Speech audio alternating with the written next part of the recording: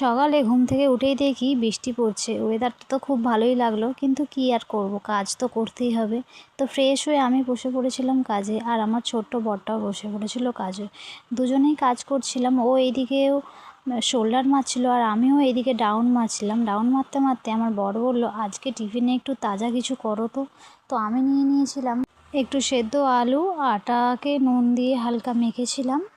আর এতে দিয়ে দিয়েছিলাম আলুতে ধনে গুঁড়ো, জিরে গুঁড়ো, কাঁচা লঙ্কা বাটা, আদা বাটা, স্বাদ মতো নুন আর তেল দিয়ে মেখে আমি পুরটা করে ফেলেছিলাম। তবে অল্প অল্পভাবে পুর দিয়ে করছিলাম। তো আমার রেডি হয়ে গেছে পুর ভরানো। এরপরে কড়াটা হালকা গরম হতে ওতে সেঁকে নিয়েছিলাম। প্রথমে শুকনো তাওয়ায় সেঁকে নিয়েছিলাম, তারপরে এতে তেল দিয়েছিলাম, মানে ভেতরটা হয়ে যেতে। লাল লাল করে ভেজে তুলে নিয়ে হয়ে গেল আমাদের সকালের টিফিন। এটাকে কি বলে আমি তো জানি না, নিজের মন দিয়ে করেছি। যদি ভিডিওটি ভালো লাগে অবশ্যই সাবস্ক্রাইব করে পাশে থাকবেন। আর এটি খেতে খুব সুন্দর লাগে।